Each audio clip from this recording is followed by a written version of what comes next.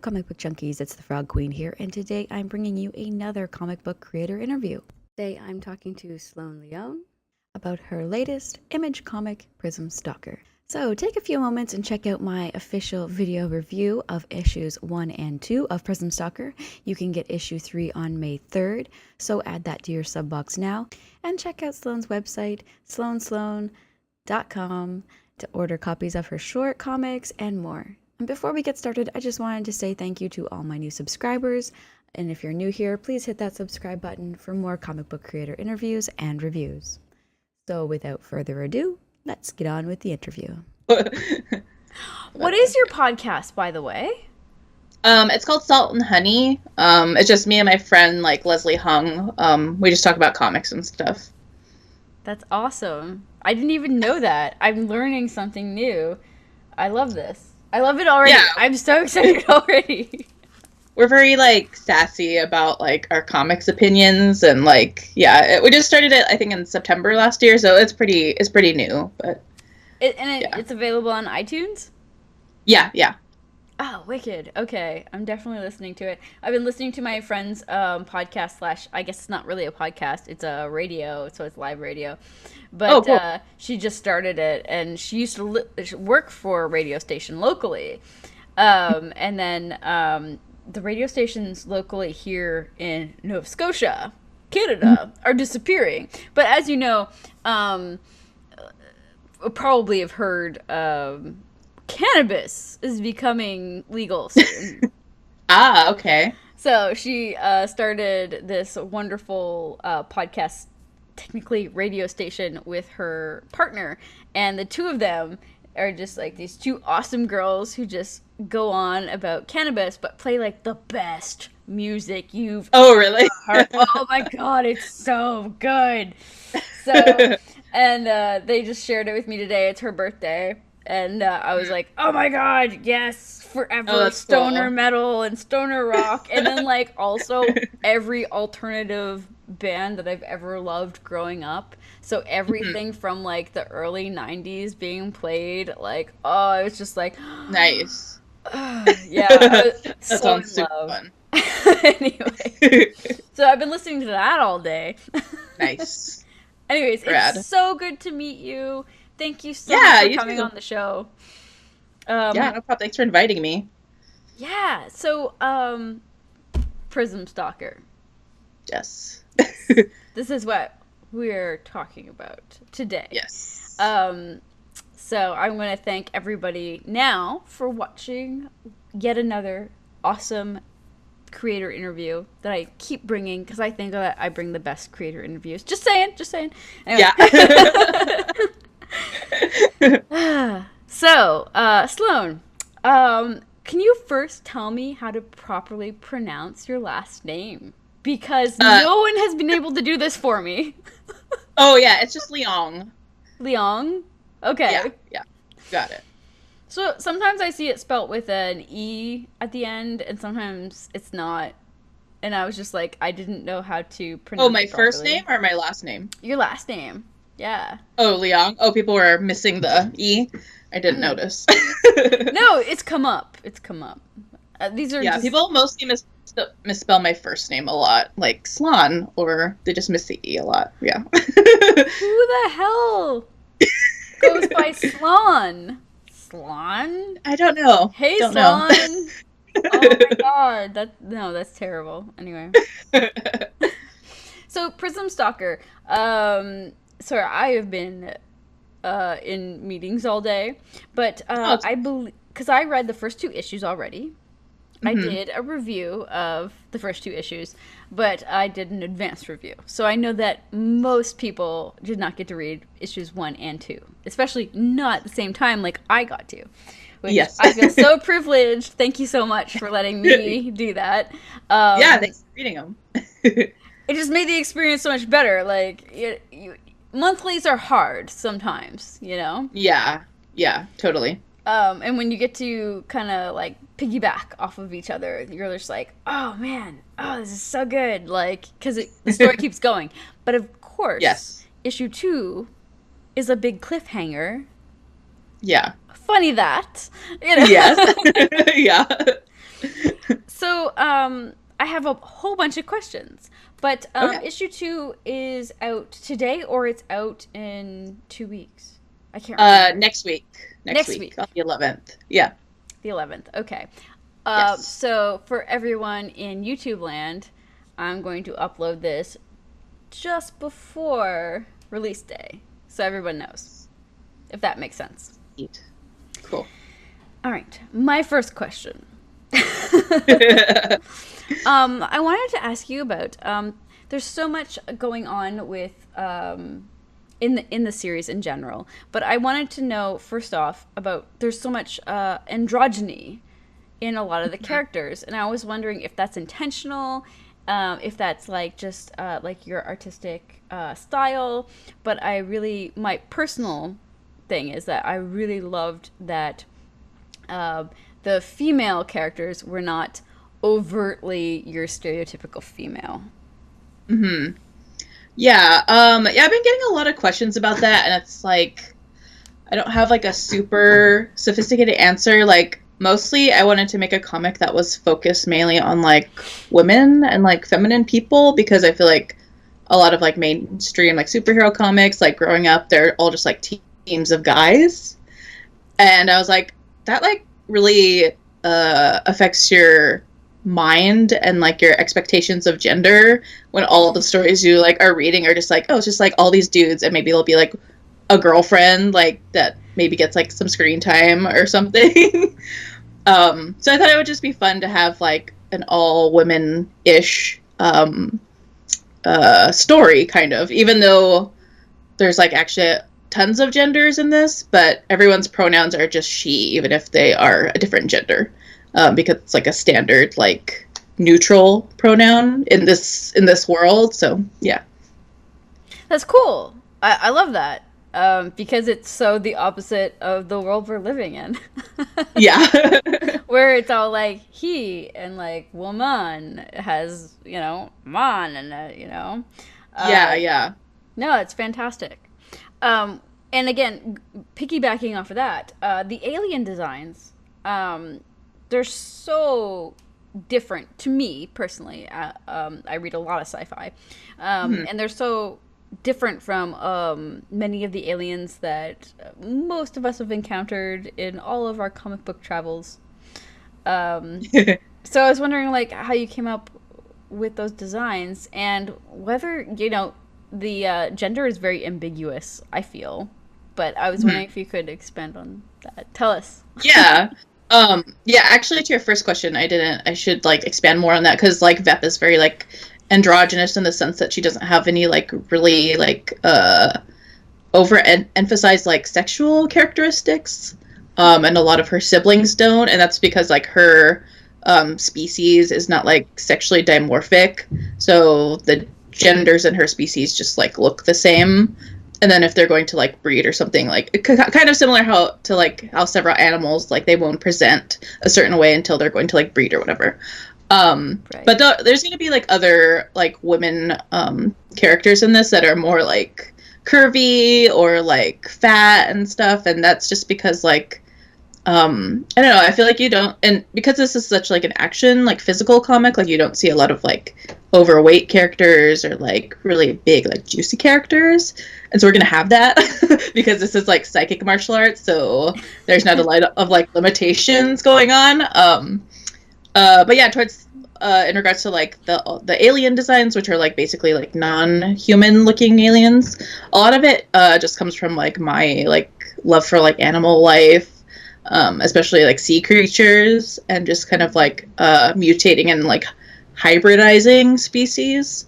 I've always been like fascinated with like biology and microbiology and just like how species like develop and adapt to like their environments and social situations. So I try and bring that and like, I don't know, just try and like think of like an environment and a social structure and explode outwards of how that creature might look and present. Yeah. Right. Okay. Well, Yeah. And there's so much going on too. Going back to the initial character, is that she is brought up in this very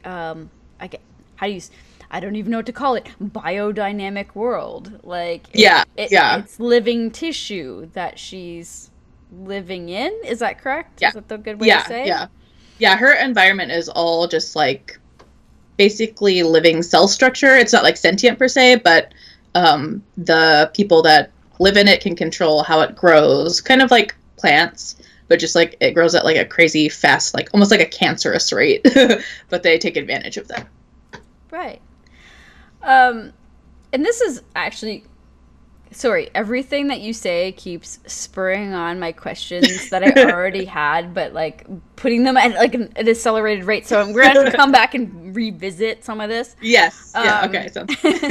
But because they're living in this weird, what do you even call it? Like, I'm like biodome, but then I start thinking of polyshore, and like that's not the right term, but it's not a biodome. Yeah. What would I you don't call know. it? I mean, the genre is like biopunk, but I don't know what you would call something like that. Like, it's just like a, like biotech, I guess, like a biotechnologic environment or civilization. I feel like some kind of word that I know exists, but like I can't think of it right now. I feel like that exists, but I'm like, I don't know what that is. But what's interesting is that the main character, to me, she's basically an alien living in this different environment, right? They're refugees. Is that correct? Yeah. Mm-hmm, yeah. So I was wondering about, like, it does really feel like there's a significant cultural takeover. Like, she's losing her culture while living in this very specific world that's not her own.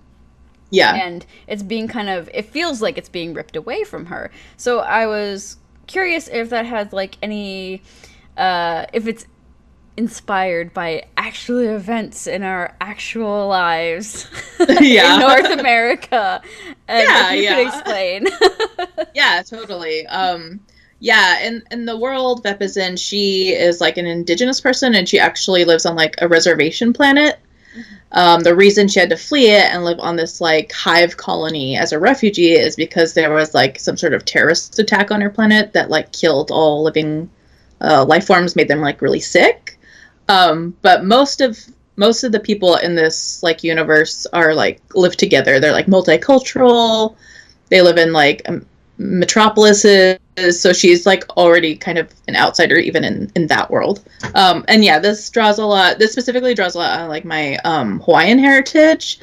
Just because it's just it has a really interesting history with how it was colonized and just taken over, not like by a government per se, but it was colonized by like commercial entities that just wanted to like utilize it for like, you know, its land. And it's also, I don't know, there's just like a lot there where it's like commercialized for its land, militarized because it's like the perfect like mid ground between like, you know, Asia and the States.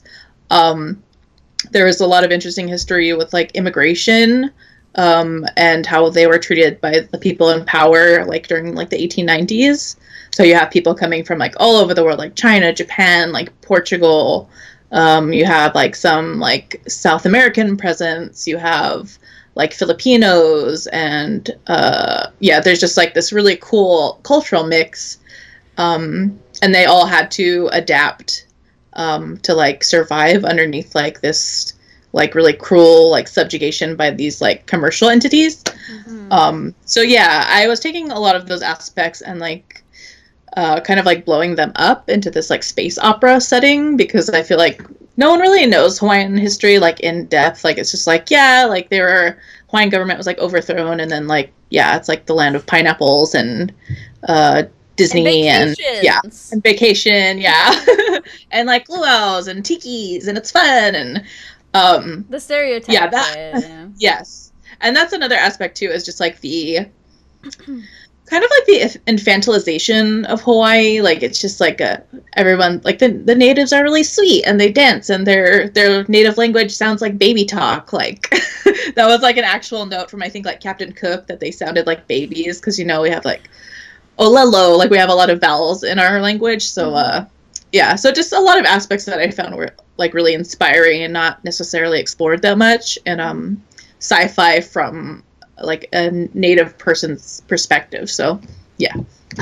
Yeah, that's amazing. Like, yeah, I think the whole thing, like, I kept getting the feeling of colonization, which is why my video review that I put out talks about it. Yeah. Yeah. Colonialism and stuff. But from my perspective, from my native area, like from like what I see going on here, which is completely different from what's going on in Hawaii, obviously. But no, that's totally interesting, and I wondered where that all came from, because I was like, no, that has to come from somewhere. That can't just be like, cool. Oh, that's so great. With Hawaii, yeah, I do feel like there is a significant lack of awareness, which is really interesting, in the sense that like I don't know what Americans do in their schools, but I know it's not much. And nope. I know that sounds horrible, but it's horrible, but it's true. It's so true. It's really, our schooling is like so bad. Like I dropped out when I was like in 10th grade. Like I just went and got a GED because my schooling was like me sitting there.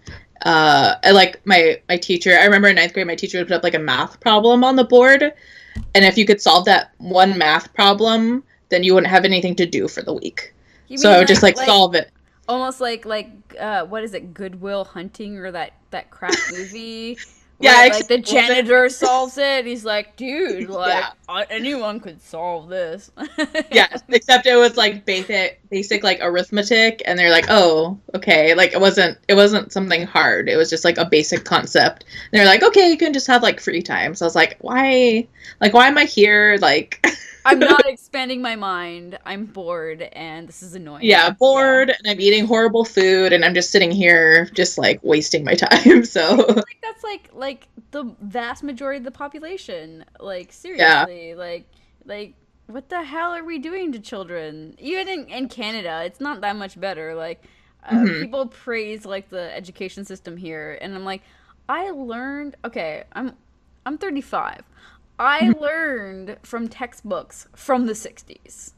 Yeah. I know goddamn well those things were not, they weren't true when I was being taught, and they're not true now. So yeah. Like maybe the basic math, sure, but anything past that. Yeah, it's so horrible. It's so horrible. Horrible. So yeah. Okay. So my other question, of course, moving on. We will not beat up the educational system as much as I would really like to. Yeah. Can you tell me how you kind of came up with this story and what inspired it? Because I've seen like your work previous to this, and I kind of wonder how you got to this story. Yeah. Yeah, my other work is mostly like short comics, mini comics. This is like my first like solo long form work. And I've actually always had like a really strong like love for science fiction, and have always wanted to tell a story myself in this genre. But I've just been like holding on to it because I didn't feel like I was like technically prepared. Like I wasn't sure I could draw it exactly as I saw it, you know? Oh my god, yeah, no, I totally sympathize. I'm going through this myself. Anyways, continue. Oh, really? Sorry. Okay. Yeah, no, continue. No. I want to hear more. Yeah, so yeah, originally I started this, I want to say like 5 or 6 years ago, and it was like a short story, and then it graduated into like, I wanted to do like a visual like novel, like an interactive game type thing. Oh, okay. And it was a little more like simplified, and it drew a little bit more on like magical girls, so it was a little more, it was like still like Alien, but set in a more like familiar setting, like a city, but there's still like weird alien stuff, and it was like hyper futuristic, and you would like be one of these like magical girls and go through this like narrative, but that was too complex, too time consuming, and I had no like, you know, experience with like game design and stuff. I want to eventually do a game, but we'll see if that happens. So yeah, I ended up like, I was like, okay, I think I'm getting closer to the point where I can actually draw this in comics, which is like my main form of like expression. So I wrote the script over like 2 years. It's like 25 issues. So they're like all basically outlined. I don't like write full scripts for each issue. Yeah, and then I started drawing it in 2016. Yeah, which was like right after it got picked up by Image. I was like, okay, we're doing this. That's awesome. Yeah. Yeah. I feel like a lot of people do not understand how much time, like how much brainstorming, how much effort goes into creating a creator-owned work, especially when you're drawing and writing it yourself. So it's the main thing I always love to hear is like, how did you do this all on your own? Because a lot of people think that it just happens naturally over like no time, and it's just like, no. And I know from talking to people, and it's always inspiring because for me, I'm like, how do you stick with it? How did you stick with it through all those years? Yeah, I just kept, and like I had said earlier, it was kind of like in a different form and like a different like setting. I kind of just let it mutate and develop as I personally grew and as my taste and like ideas changed. Like I was like, actually, like I don't like where this is going. And it wasn't originally like biopunky, but then I was like, actually, I'm really gonna lean into that because I like how, I don't know, it would translate on different levels towards like different themes. I don't know. So just like letting a project grow and gestate, I think is really important. Like even now, I don't think I'm like 100% like prepared to draw the things that I plan to draw. But I'm gonna do my best. But like 3 or 4 years ago, I don't think I was in the place where I was like fast enough and like just skilled enough because I'm not like formally trained. Like I'm just self-taught. So there's a lot of basic like foundational art stuff that I just like don't have, and I didn't learn it early enough to like get it stuck in my brain. So a lot of my technical issues I have to find like creative workarounds for.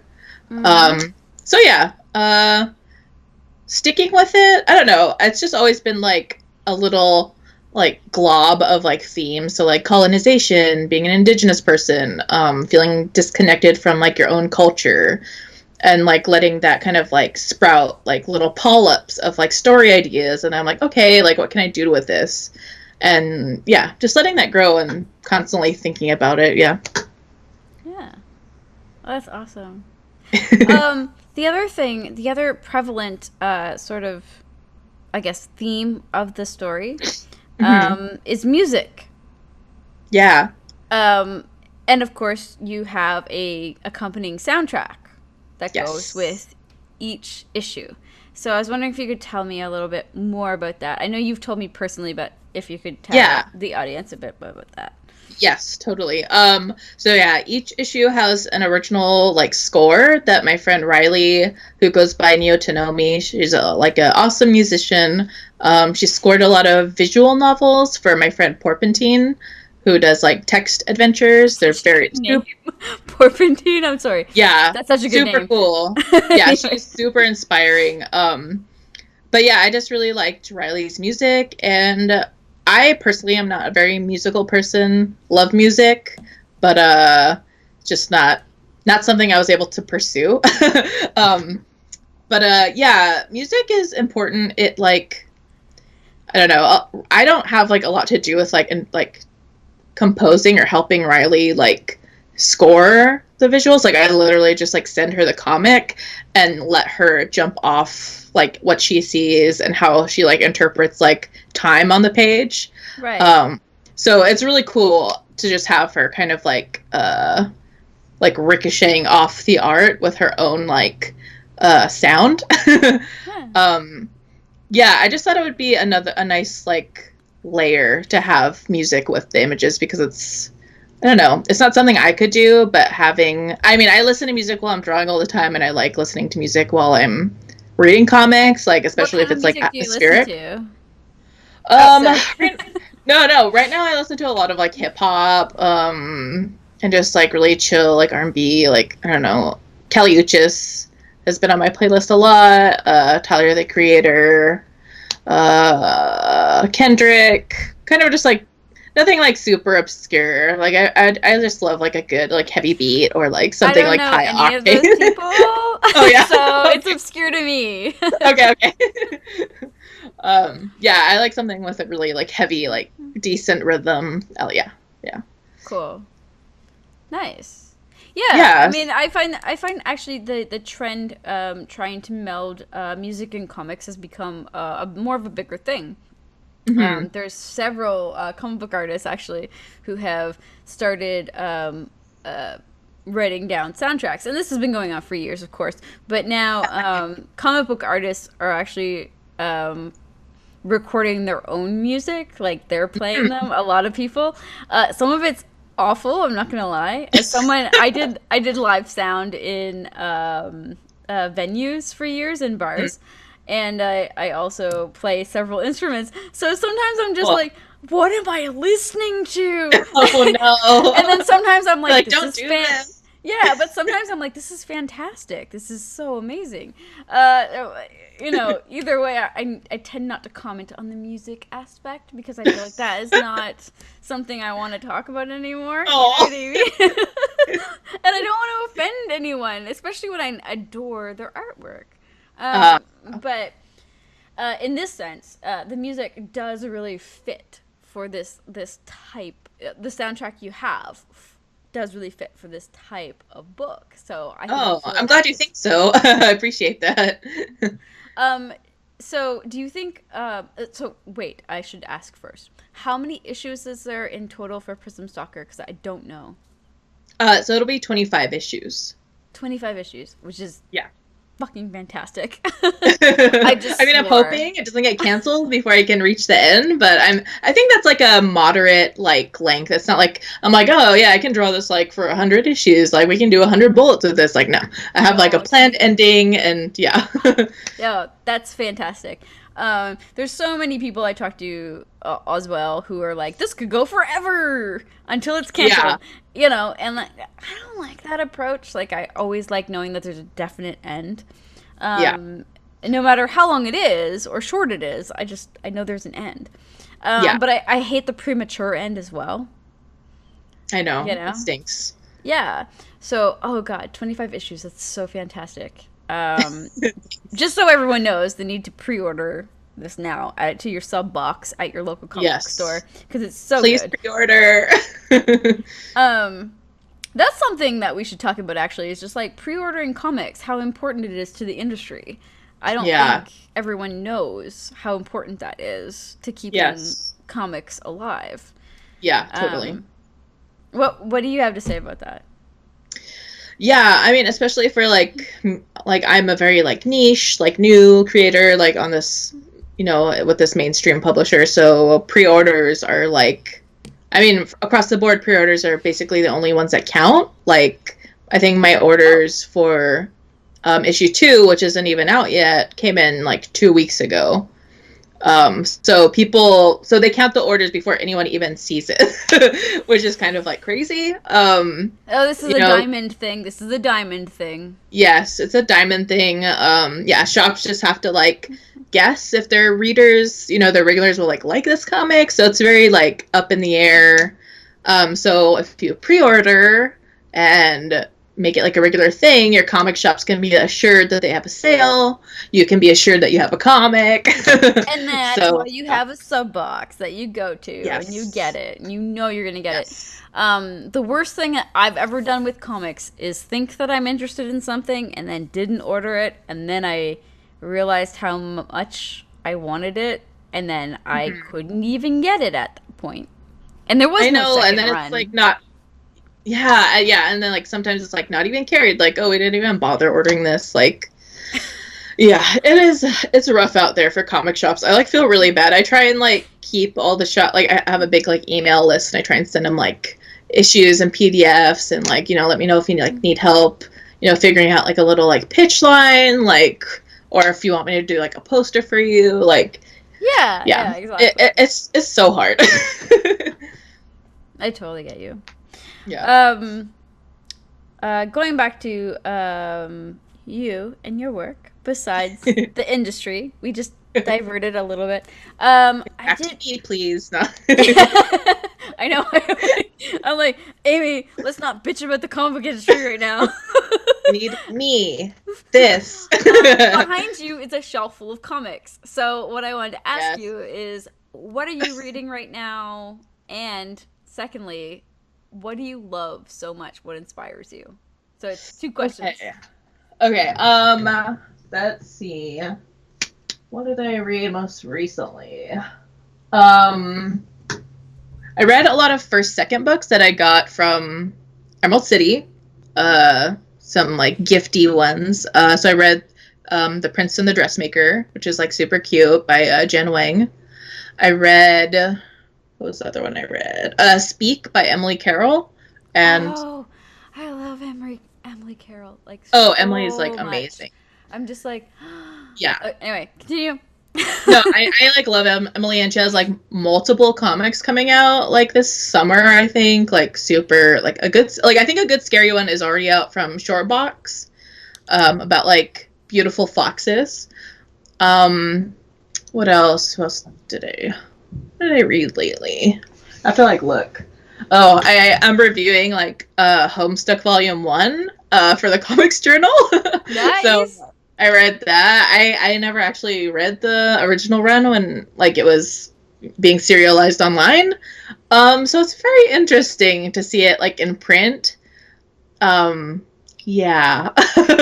What else do I have? Wait. Oh, interesting in what way? I mean, it's interesting. Yeah. It's like not. It looks a little weird because they have like the panels just like on one page, and it just doesn't look good. They have like multiple screen caps of like a little like if it's animated. Okay. It's not like, but there's also like the author's like what do you call it, commentary on the bottom of every page. Oh, okay. It's like 500 pages long, just this. I think it's Act 1 and Act 2. And I'm like, this is like crazy. Like self-indulgent to the max kind of thing, or indulgent to the max? I mean, yeah, I guess it's pretty indulgent. Like, he's not like going like totally off on it, but he's just got like jokes for every joke that he draws. So Oh, okay. But like it's probably, it's weird to read now because I've never read the whole thing. So he like makes references. He's like, oh yeah, this comes back in Act like 10, and I'm like, oh god. But yeah. Okay. It's an interesting piece of work. Oh, continue. Sorry, I didn't. Oh yeah. Stop with that what one. else? Sorry. No, it's fine. What else am I reading? I did like a recent. I do like a series of like capsule reviews for like the Comics Journal. So I've been reading like a lot of webcomics lately. I'm trying to think of like the most. Iron Crown is very new, but it's like really pretty. Superpose is about 100 pages in. It's a cool webcomic. It's like set in the 80s, and I believe there's going to be like, it's like teen drama, but like dark teen drama. Yeah. Yeah. So awesome. I try and do like 5 to like 8 reviews like every month. So if you like want to get into webcomics but aren't sure like where, I got you covered. You can go there, and I give you like brief overviews on like different series happening. So yeah. What's the URL, just so everyone knows? Yeah, it's just, well, actually, let me look. Is it the Comics Journal or just Comics Journal? I can't remember either. I should know. Like, oh wait, I think it's just TCJ. Okay, it's just tcj.com. And then my column is just called Comics Dragnet because I'm just like reviewing anything that crosses my path, basically. Sweet. Yeah. That's awesome. Yeah. So, out of all the comics in the world, what inspires you the most? Right. Biggest inspirations. Battle Angel Alita is probably like one of the tops for me. I don't know if you've read that at all, but it's I like, haven't, but I keep meaning to. I just yeah. haven't. Yeah, Viz is putting out like really nice hardcovers right now of the original run, which is like I Oh, think I it's like want 11 that. volumes. They're so good. Yeah, it's like dystopic, cyborg, space martial arts. It's like amazing. Yes.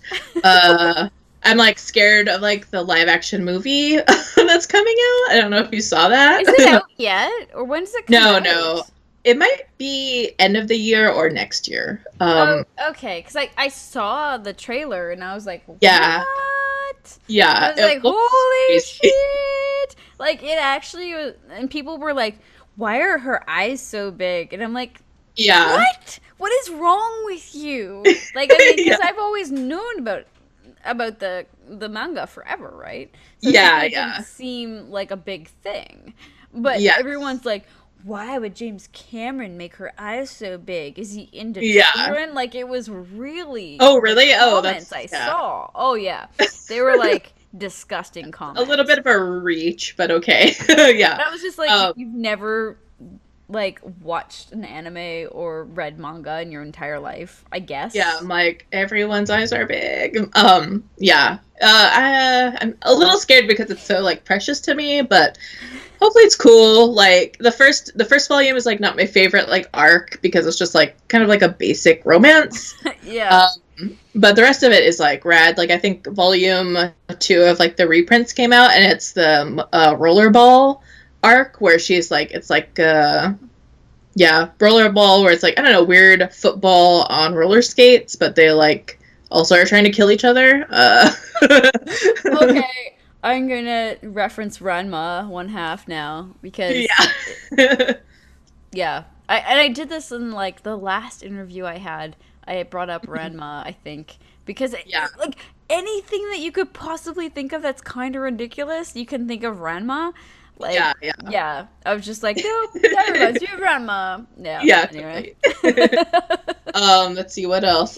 Blame by Nihei. Why can't I think of his first name? Anyway, Blame. Which is a Netflix series now or a Netflix movie. Yeah, it's like an animated series, and I think he has a second one, Knights of Sidonia. But Blame is like my favorite. Oh, he did Biotech as well. Oh, Biomega. Sorry, I Biomega. have Yep. Biomega. Yeah, I Yeah. didn't read Knights of Sidonia. Knights of Sidonia. Sidonia. Yeah. I didn't Hmm. read that one, but I've read Biomega. Biomega is amazing. I Yeah. loved Yeah. it. It's Yeah, very cool. but yeah. Yeah, he has like such a strong like aesthetic sense to his work that just like it's just crazy. It's gotten a little um sparse like in his newer work, but like Blame has this like really like amazing like epic like environments, and having like an environment as like its own like shifting like looming character is like really cool to me. Yeah. I love Blame, love Battle Angel. I have to look at my bookshelf. I like a lot of I like THB Pope's early like manga-ish run. Yes, It's really cute, really charming. so Um, good. I get compared to him a lot just because I have like a really sloppy brush line, but I mean, which is cool. Like I like his work, but I'm like I don't think I'm like that good yet. Like my forms aren't as strong as like his. But I'm like okay, like I'll take that. I would. Who says your brushstroke? What? Someone said you're sloppy. I'm just confused. Who said Not this? well, like I consider myself sloppy. Like Oh, they you're just they saying said this like about yourself. yes, some like people have compared me to him just because we both have like loose brushwork. Yes, Um, I'm a super devoted Pope fan. Everybody oh, cool. who watches the channel knows me because I talk about Pope all the time. Oh, Um, and they know like I'm just like yeah. So then Pope did this. yeah, I don't know. It comes up, but yeah. yeah. There's certain people that I'm drawn to. There's certain styles, and yeah, I agree with whoever said that about your work. I completely agree because Oh, that's cool. also the reason I picked it up. Like Oh, initially, nice. like every I'm trying to think. When was the first time I bought a comic that you did? Oh, it would have been a couple of years ago. It was a while back. Maybe like Thunder Mountains, which is like 2015, 2016, probably. Yes. Yeah. Yeah. Were you in Island as well, or No, it wasn't an island. It was something else. It was right around that time. Anyway, I cannot remember. Probably Profit was like the first thing I drew. It was like a backup for Profit. Yeah. Yes. Okay, that's it. Yeah. Okay, cool. But like that's there's just certain things that I look for just because I'm used to like I like certain things. Okay. And sometimes that piece of art looks like another piece of art. But yeah, to say sloppy or whatever. No, not at all. No. And anyway, I should stop talking because I'm just being like, no, it's all good. Yeah, THB, and like I really love like Pope's use of like texture. I like the way he draws like girls and women. I feel like he gives them really strong facial features and like structure. He gives them like a weight, which I feel like a lot of artists will like kind of make their women like really light. Like I guess I'm thinking of like Mobius or like I don't know. They just make them like really thin lined and like graceful. And I feel like Pope's women are just really solid. And you can see them like especially in THP when she's like jumping or like escaping or running. Like there's a lot of like physicality to it, which I like and try and like emulate. Definitely, yeah. Yeah. Besides that, I just like the old classics, Otomo, Mobius, like I have like a lot of like psychedelic like what am I thinking? Scenes in Prism Stalker. So I like to draw a lot from different kind of like aesthetic schools. So I'll have like a super flat looking like hallucination. Some will be like painted, others will just be like really abstract like paint pours. Yeah, I really like experimenting with different styles, so I'm using this series to do that. Yeah, and I really love that it is very psychedelic. Like that's an interesting thing to me. And actually, we can talk about colors now that we're talking about psychedelic. Yeah, sure. Because I know that we're getting on. We've been talking for about 40 minutes, so I try not to keep people for too long. But yeah, coloring. What?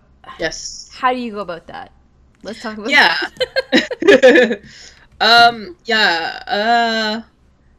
Usually I try and after I'm done inking, I'll scan everything in, and I try and pick like a base set of colors for each scene.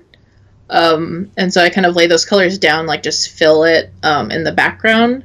And then I kind of build up. So I'll be like, okay, this scene is going to mostly be like I have a brief scene, I think, in this first issue that's like mainly like red when she's going into like her like sleep chamber. And it transitions out of like a purpley yellow blue scene. I don't know. I just make sure like there's transitions between scenes, that there's good contrast, that the character isn't getting lost, but also isn't like so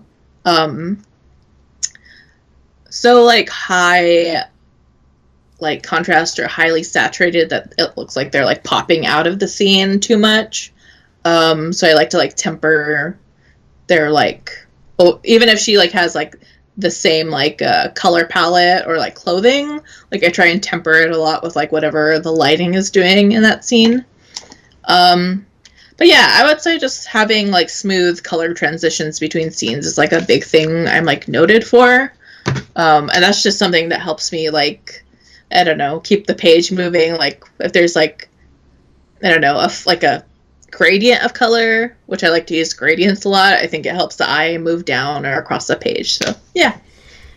Yeah, with gradients, I especially noticed in this because so many people have the Photoshop gradients. Do you know what I mean? Where they just kind of like, you know what I'm talking about. Where they just like let Photoshop do it, and it looks terrible. It looks so bad. And the first thing that I hate about a comic, and there's so many that I open up and I'm just like, what? Yeah. Why would you do this to your work? Anyway, so many people do it. But you don't do that. Like, I can tell, like, it's all very well planned. It's well thought out. It's so well executed. Your color palette is one of the things that, like, drew me to your work. Although I think that initially, the first time I ever saw anything by you, I don't think it was colored, to be honest. I'm trying to think. I'm like, I think it was black and white. Yeah. I have a lot of, like, black and white work, and I actually, like, really enjoy working in black and white, like, over color. Not like I hate color, but I love the, like, efficiency of working in black and white, and, like, there's, like, a purity there because it's so stark. Or, like, if you're working with, like, gray washes. Like, I just love the impact that, like, a black and white image can have. But color's fun, too. Well, clearly. And this is, like, basically the Technicolor comic. Like, it's the pinks. I'm sorry, but the pinks are amazing. Like, Yes. As a person who likes to wear just nothing but black, the pinks, oh my god. I love them so much. Totally drew my eye immediately. I think it was actually 2 months before the comic was even coming out. I was like, no, I need to read this now. I think I messaged you actually. I was like, wait, can I read this as soon as possible? And I was just like, ah. Anyway, so everybody needs to read this comic, and they need to put it on their sub list. Seriously, it's so good. Yeah, I'm glad you like the colors and they're not too overpowering or too eclectic. I try and keep it fun and bright, but still not super jarring to people's eyes. I understand totally. Yeah. No, it's not jarring at all. It's awesome. Fantastically good to hear. Jarring. Fantastically jarring. Well, thank you so much for coming on my show and talking about your comic. I hope to talk to you again in the future as the comic progresses, that we can talk and maybe do another interview, a follow-up interview as the story progresses. So, because I don't really want to spoil anything because it's that kind of story, so I can't get into the nitty-gritty of it. Everyone can read my review and read the comic, and then they can talk to me in the comments below. Yeah. But thank you so much for coming on. I really thank you for having me. This was really nice.